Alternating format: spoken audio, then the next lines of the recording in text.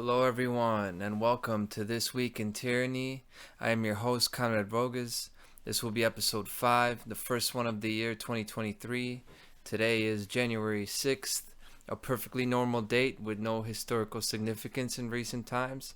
And you can find this episode along with all others at thefreedomcurrent.com. And I would like to remind you, as always, that if tyranny is not at your doorstep, it's because there's someone in the street keeping it at bay. And here in the street fighting tyranny this week, it's been a bit of a slow week. I'm not gonna lie. There's not too much news out here. Must be a beginning of the year lull, as it is for us. But I'll focus on one topic once again, as last week. This topic will be the U.S. Environmental Protection Agency on Friday said it would tighten national air quality standards for fine particulate pollution for the first time since 2012. And while this itself won't shut anybody down for not complying with standards, the EPA and state regulators could use it as a basis for other rules that will target people in the future. So in other words, what's going to happen is they're going to set a new precedent, and they will refer to this lowering or heightening of the standard as scientific basis. It's going to be cited as this is the proof. So they are laying the groundwork for future actions. And of course, this will target pollution from specific sources such as diesel-fueled trucks, refineries, and power plants. All things that help your economic freedom, right? Generate your economic freedom through economic power. And tyranny, of course, only respects power. They don't care about anything else. That's what matters. So attacking this will, like I said, lay the groundwork for more tyranny in the future. So one step at a time, they are treading along. Fine particulate matter, or soot, comes from sources ranging from power plants to cars and trucks and refineries. It causes lung and heart damage and has been found to disproportionately affect low-income communities, according to EPA. And people of color are 61% more likely to live in a country with unhealthy air quality. And the president of the American Lung Association said, strong particulate matter standards are needed to protect public health and further environmental justice. And it really irks me when these bureaucrats use the word justice, because that makes it seem like they're taking the moral high ground, where the real force of justice in this world is natural law, and they're all based on human respect, and they're definitely not aligning themselves with anything of that sort. Environmental justice, for real, would be to loosen restrictions and lower the regulatory standards so that the affected communities can build themselves up. And the president of the National Medical Association said that the proposal is likely to have lasting benefits across the country, but especially for those communities of color and low-income communities that experience the increase in particulate matter pollution. So once again, they're talking so much about how compassionate they are to help these low-income communities and communities of color, right? And it's just a bunch of garbage, and I will address it step by step. This is just like talking about environmental justice, like there's some sort of warriors for righteousness, so that the people who we know in this country have the worst standard of living, right? The so-called black community, and I say so-called because I don't believe I know that no group of people is a color. The reason we assign colors to different ethnicities and groups of people is because that's a neat corporate designation, and that allows for us to be taxed and more revenue to be generated.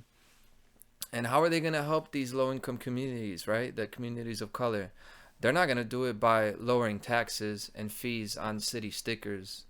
And by the way, for people who don't live in a mega city like me, we have city stickers here. We have so many gigantic fees where you cross this imaginary line and your cost of living increases so much. But and they will increase the threshold for environmental standards, but they're not going to lower taxes, not even one bit. They're not going to offer aid in paying all these arbitrary fees and the stickers and the permits and the parking that costs so much in the city here in Chicago. If you're from here, you know. They're not gonna fix the roads. They're not gonna fix the potholes in the roads. That if you drive over them, your muffler can fall off, and you have your exhaust laying in the middle of the street. And I would say that's an environmental pollutant right there, right? You got your catalytic converter and the whole muffler on the damn street. But they're not gonna use no money to fix the roads. They're not going to invest into the public schools to inspire and teach future inventors who can invent technologies to deal with pollution in a more sustainable way. No, because the government isn't in the business of innovation. It's in the business of regulating and stifling innovation, limiting it and taxing it and making it infinitely more difficult to invent something new and incorporate it because of the paradigm. And who actually believes that these federal agencies are into caring about communities of color? How like, fool me once, fool me twice. This is every day. So many examples of pretending to care about the disadvantaged and minorities, and they exploit them over and over again. So here's how this works with somebody like the EPA. If the EPA was a person, the EPA wakes up and thinks the first thing in the morning, how can we control what's going on? How can we put our hand in everything, right? How can we set up our friends to make some money and get patents? How can we get rich by selling our voice, the position that we're going to take to the highest bidder? That's the thought process. Anything about justice does not. This is a fantasy, okay? And here's the bottom line with this announcement. So the practice of government regulation and permits and pollution standards is like a high-level poker game, right? So imagine this: you got a card game going on at the casino, and here's your players. You got the large corporations, right? You got the big fat guy in a nice suit. That's your large corporations. He's playing. Then you got the guy next to him, the lawmakers. So he'll have an even nicer suit. And he's the guy. He's a sweet talker, but you could see it in his face that he's full of it. Environmental groups, so that are so-called nonprofit, but somehow they're at the table with the rest of the fat cats. So they must be making some money, right? Nobody does anything if it's not for money. And then you have foreign interests, and this card game's being played out behind the veil of public health and security and public relations, right? The public health is a word for us to hear and think that that's what's going on, and behind the curtain it's just a game played for power, for money, right?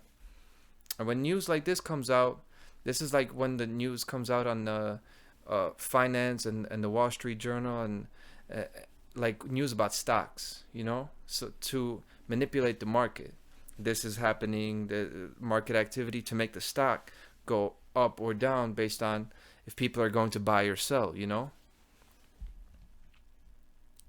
And that's the card they play at that card game. That's the card of us, which is influencing the stupid, worthless public. That's us. And we're not hip to the game. And that's why the EPA said that for 60 days they're going to have they're like open for public comments. So they have a 60-day period. Well, they will take public opinions on the matter, and then they will finalize the rule and announce it later this year. And like, how arrogant can you get? I didn't know they did this. To me, this is just like, wow, you're really testing the waters. You're actually going to open it up to the public and see if you can get away with this. And if not, then they will adjust. And the players at the poker table are going to adjust, and somebody will lose some, somebody will win some. And it'll be our money. But money isn't the only motive, right? It might be for the people working in the EPA and obviously the corporations, but when it comes down for us, the people, definitely as well. It's all about money for us. If people truly had the choice, like in front of them, they would choose money over their well-being and health, for sure. If they could see it, had it in front of them, they'll say, I'll take my chances, be coughing all day, as long as I could be rich, 100%. If given that choice. And since they would choose money over their health, it's the height of naivete and ignorance and stupidity to think that somebody else, an external force like government, somebody in government or an agency, cares about your health if you don't even care about your health, you know? So, but money is only the tool to control the slaves. That's our currency. That's currency for us.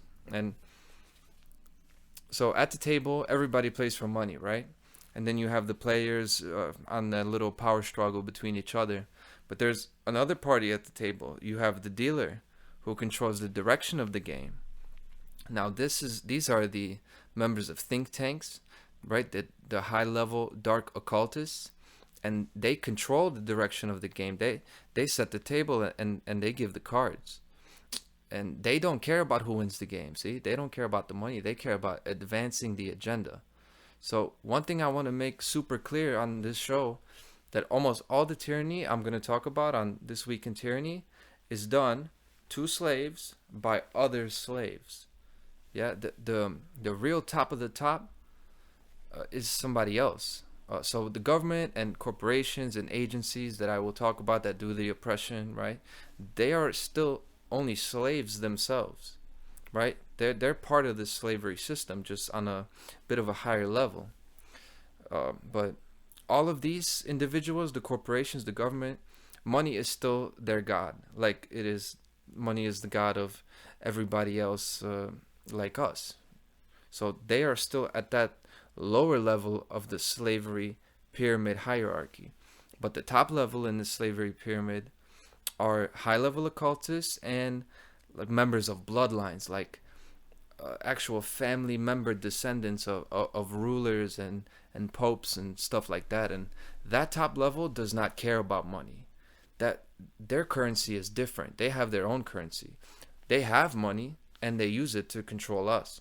But what the only thing they care about, the value of, well, first it's to complete the dark great work, which is establishing, externalizing that pyramid and incorporating it to be like a harsh system of slavery, technocratic dystopia.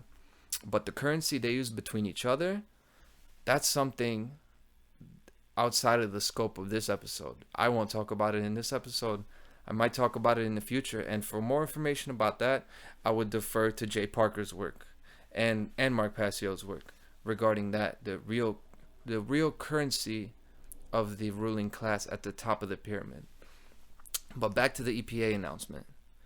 The United States has some of the best air quality in the world thanks to steady reductions in contributors to particulate matter emissions over the last decade, said Chad Whiteman, Vice President of the Environment and Regulatory Affairs at the Chamber's Global Energy Institute.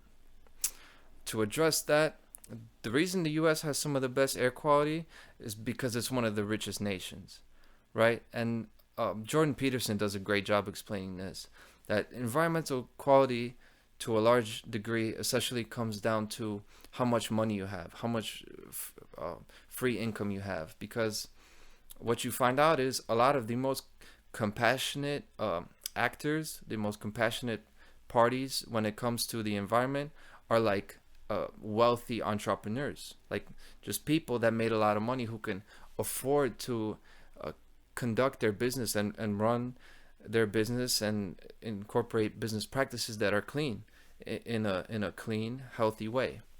You do that when you have enough money to, not somebody putting the boot to your neck. And therefore, clean environment is directly tied to freedom and opportunity. And I would add my name to that claim. I basically agree with what Jordan Peterson says there. And I would expand on that by saying that air quality is basically an inverse function of population density. Population density, the more dense the people are packed in, the worse the air is. So the problem with kids breathing dirty air that the EPA cares to worry about so much, it's not that factories don't have like high-tech emission system, or they're not conducting their inspections, or they're not following the guidelines tightly enough. It's because the people are packed in on top of each other and living 2 blocks away from the damn factory. That's the problem, and that's why this affects the so-called Black and Hispanic communities so much. Because where I live down the street from like a river and a few trees, at least, and they live down the street from industrial plants, like packed on top of each other, with a whole lot of people living on top of them. So my environment is cleaner, but the industrial plants that are in my neighborhood, they might not necessarily be, they might be even worse polluters, but I'm further away. So it's like trying to get less carbon monoxide to come out of the tailpipe when you're sitting in the garage and you got the car running and you got the towel in the tailpipe. That's not how you solve that problem. The way you solve that problem is you get out of the car and you open the garage and get some fresh air. That's otherwise you're going to die, even if you turn off the car. And I know the counter argument to that is that, well, the pollution is still going to go somewhere, right? Even though I'm not breathing the air and it's still going up into the atmosphere, well, it's still part of the earth. And I know that's, if people say that's just passing the buck, and I agree to a degree that's true, you know, because obviously we know that the way we have production now in manufacturing, we are poisoning the earth. But the earth has a system of self-cleaning and detoxification that's a lot better than ours. They can handle a lot more than your skin and your lungs and your bloodstream, right? We can't compete with that level of pollution. So let's address the issue of people not being able to house and feed themselves with dignity. You give them some space and privacy to live. Stop taking money out of their paychecks, and then we can address CO2 emissions and fine particulates, you know? Pollution is a byproduct of production. That's just the way life is. And policing the producers is needed in our current society, sure, but regulatory agencies target the producers to advance that fascist, socialist, hybrid agenda, which is a much more serious and immediate threat than even if you let all the corporations dump all the garbage as they need. And that's not to say that corporations wouldn't poison the earth. Of course they would. They cause a lot of harm to their employees by the way they treat them. So obviously they would. After all, their only motivation is money, right? So, but the problem is the biggest polluters are mega corporations who aren't afraid of the EPA. They pay the EPA. You know, they pay these people who work for these agencies under the table. This is just the way it is. And you could look at the BP oil spill, one of the greatest environmental disasters of all time. And BP and ExxonMobil aren't worried about the EPA tightening their standards by 1 part per million fine particulates. Come on. And regulations kill the competition, not the big fish. The big fish is going to be fine. They can outlast that little bit of regulations. And these business giants are in bed with government, which in itself, government is a corporation. Only their money is not the dollar, it's control, right? Their currency is control.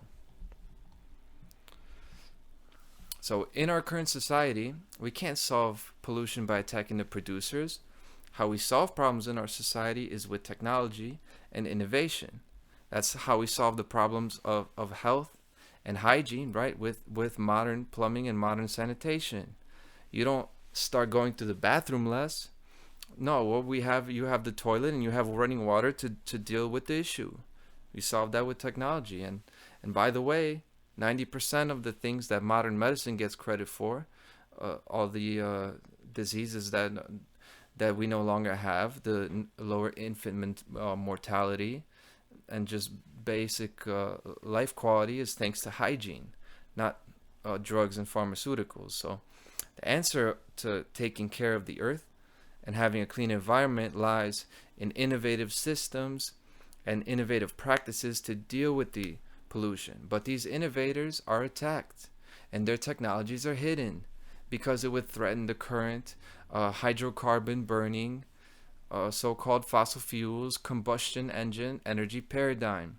And I would direct the viewers to a presentation by Mark Passio entitled Scarcity to Abundance that talks about all this. And without going too far into it, here's the bottom line. The government leaders, right, the environmental agencies, the health organizations, the scientists, the activist speakers, they're not going to reverse any climate change. They're not going to clean the earth. They're not going to save no animals unless we address the issue of slavery first. And because if we really want health and cleanliness, we have to address tyranny. And we have to address slavery, which is authority vested in a select few individuals. So a real problem wouldn't be to get tougher on environmental pollutants. A real solution would be getting tougher on mental pollutants, right? And get rid of the EPA. And while we're at it, get rid of all government. A word, by the way, which from its Latin roots means mind control, right? The gubernare means to govern, to rule. And then you have mental, the mind. Mind control is in the word. So get rid of all government and simplify the world we are living in without all the bells and whistles, so we could see the actual problems we have as a species, and then its problems can be readily identified. And then we clean up the mental pollution that comes from generations of living in a slavery paradigm. Because if we don't think sustainably, any member of our community that we vote up to be a president or head of the EPA, they're going to externalize that mental pollution, that unsustainable mind state, and poison into the environment. Right? That's basic 1, 2, 3 ABC 101. So, is there anything else to say regarding that? Sometimes I do the news, I do this show, and I start talking. I'm thinking, man, this is just like so self-explanatory. But I'm not sure if the people out here are getting me. I talk to people and their mind is in a lot of different places. And the way social media is and the way you could get in tune with people that agree with you, you got these feedback loops. And then you get out, you talk to some people and you feel like you guys are speaking a different language. So we've got a long way to go. We've got a lot of mental pollution to clean up. But I will be back next week with episode 6 of This Week in Tyranny. Thank you very much, and good luck with your fight with tyranny.